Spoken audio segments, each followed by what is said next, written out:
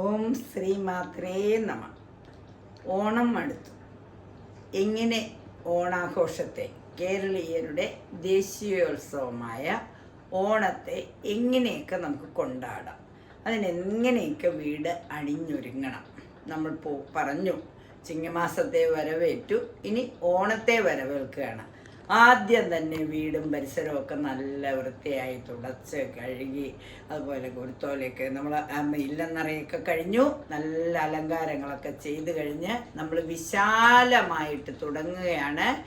പൂക്കളത്തിലോടുകൂടി നമ്മൾ തുടങ്ങി, പൂക്കളം ഇട്ട് തുടങ്ങി. വളരെ നല്ല ഭംഗിയായി വീടിൻ്റെ മുൻവശത്ത് ഒരു നല്ല വൃത്തിയുള്ള പൂക്കളം അലങ്കരിച്ചു.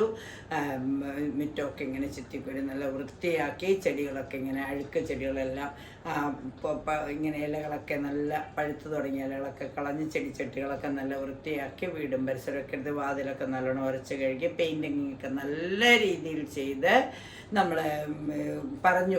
കർക്കിടക സംക്രാന്തി കഴിയുമ്പോൾ ഇതൊക്കെ നമ്മൾ അണിച്ചൊരുക്കി മാവ് കൊണ്ട് കൈപ്പത്തിയൊക്കെ ഇങ്ങനെ വച്ചു. എല്ലാം നല്ല വൃത്തിയായി വെച്ചതിന് ശേഷം ഓണത്തപ്പനെയും വാങ്ങി വെച്ചു.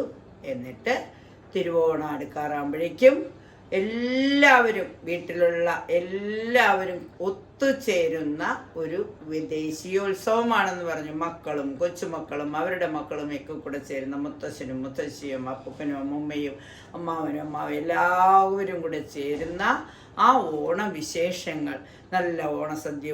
ആദ്യം തന്നെ ഓണപ്പൂക്കളം ഒരുക്കലാണ്. തലേ ദിവസം തന്നെ അതിനു വേണ്ട തയ്യാറെടുപ്പുകൾ ചെയ്യും. പൂക്കളമൊക്കെ വൃത്തിയാക്കി വയ്ക്കും.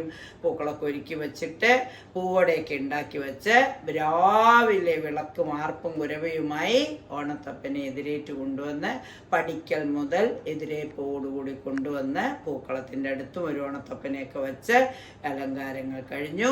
അത് കഴിഞ്ഞ് പഴന്നുറുക്കും ഉപ്പേരിയൊക്കെ ആയിട്ട് ഓണത്തിൻ്റെ രാവിലത്തെ പ്രഭാത കഷ്ണം കഴിഞ്ഞു. പിന്നെ എല്ലാവരും ഓണം കൂടി ഉടുത്തുകൊണ്ടാണ് ഓണപ്പൂക്കളം ഇടുന്നത്. ചിലരൊക്കെ ക്ഷേത്രങ്ങളിൽ പോയി അവിടുത്തെ പൂക്കളം കാണും, അയൽ വീടുകളിലേക്ക് പൂക്കളം കാണും, അയൽ വീട്ടുകാർ നമ്മുടെ വീട്ടിൽ വന്ന് പൂക്കളം കാണും. അതൊക്കെ വളരെ സന്തോഷമാണ്. പുതുവസ്ത്രങ്ങളൊക്കെ ഉടുത്ത് ശരിക്കും പലതരത്തിലുള്ള കളികളുണ്ട്. തുമ്പിതുള്ളലുണ്ട്, പുലികളികളുണ്ട്, കള്ളനും പോലീസും കളിയുണ്ട്, തോക്കും കൊണ്ട് ഇതുള്ള കളികളുണ്ട്, പലതരത്തിലുള്ള കളികളുണ്ട്. അതായത് കുടുംബാംഗങ്ങൾ എല്ലാവരും കൂടി ചേരുമ്പോൾ ഓണത്തെ വളരെ വലിയൊരാഘോഷമാക്കി തീർക്കുകയാണ്. അത് കഴിഞ്ഞ് വിഭവസമൃദ്ധമായ സദ്യ. അന്ന് ആണും പെണ്ണും ഒന്നും വ്യത്യാസമില്ല. എല്ലാവരും കൂടി അടുക്കളയിൽ കയറി കുറച്ച് പേര് നാളികേരം ചിരകുന്നു, കുളക്കേൻ കറിക്ക് നുറുക്കുന്നു. അങ്ങനെ വിഭവസമൃദ്ധമായ സദ്യ ഒരുക്കി ഓണത്തെ വരവേറ്റ് ഓണം അങ്ങോട്ട് ആഘോഷിക്കുകയാണ്. നമ്മുടെ സന്തോഷത്തിൻ്റെ ദിവസമാണ്. അതായത് മഹാബലി ചക്രവർത്തി, അസുര ചക്രവർത്തിയായ മഹാബലി നാട് വാണിരുന്ന കാലത്ത് സന്തോഷവും സമാധാനവും നിലനിന്നിരുന്നു. അദ്ദേഹം വലിയ ദാനധർമ്മിഷ്ഠനായിരുന്നു. അപ്പോൾ ദാനധർമ്മത്തിലും രാജ്യം നന്നായി ഭരിച്ച പേരും പ്രശസ്തിയും ഏറ്റപ്പോൾ എല്ലാവർക്കും തോന്നി ഇനി ദേവലോകം വരെ അദ്ദേഹത്തിന് പ്രസിദ്ധി എത്തിയപ്പോൾ ഭഗവാന്റെ അവതാരമായി ഭഗവാൻ വന്ന് ഭിക്ഷയാചിക്കുന്നു. അങ്ങനെയുള്ള ആ കഥകളൊക്കെ നമുക്കറിയാം. കഥകളിലേക്ക് നമുക്ക് പോകണ്ട. ഓണത്തപ്പനെ വരവേൽക്കുന്നത്, ഓണത്തപ്പനെ നമ്മൾ വാമനമൂർത്തിയായിട്ട് നമ്മൾ കണ്ട് വാമനമൂർത്തിക്ക് ഭക്ഷണമൊക്കെ ഇലയിൽ വിളമ്പി പപ്പടം, പഴം, പായസം എല്ലാം ചേർത്ത് വറുത്തുപ്പേരിയും എല്ലാം ചേർത്ത് ഓണസദ്യ കൊടുത്തു. പിന്നെ നമ്മൾ സന്തോഷമായിട്ട് എല്ലാവരും കൂടി ഓണം കഴിഞ്ഞ് ഓണത്തെ ഊഞ്ഞാലാട്ടും. അങ്ങനെ ആർഭാടപൂർണമായ ഓണാഘോഷത്തിനിടയിൽ കൂടി നമ്മൾ മനസ്സിലാക്കുന്ന ഒരു തത്വമുണ്ട്.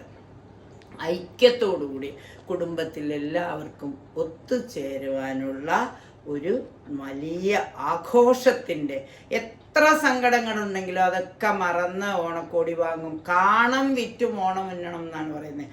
ഉണ്ടായിരുന്ന സ്വത്തൊക്കെ ചിലപ്പോൾ ഒന്ന് പണയം വെച്ചിട്ടോ സ്വർണ്ണമൊക്കെ കൊണ്ട് പണയം വെച്ചിട്ടായിരിക്കും ചിലപ്പോൾ പുതുവസ്ത്രങ്ങളൊക്കെ വാങ്ങി എല്ലാവരും സന്തോഷമായി, പരാതികളില്ലാത്ത, പരിഭവങ്ങളില്ലാത്ത, മനസ്സ് നിറഞ്ഞ ഒരു സന്തോഷം ഈ വർഷം എല്ലാവർക്കും ഉണ്ടാവട്ടെ. നല്ല ഓണസദ്യ കഴിച്ച് എല്ലാ ആഘോഷങ്ങളും നന്നായി ആഘോഷിച്ച് മനസ്സിൻ്റെ സന്തോഷം നമ്മൾക്ക് ഒരു വർഷത്തെ, അടുത്ത വർഷത്തെ ഓണം വരെ നിലനിൽക്കും.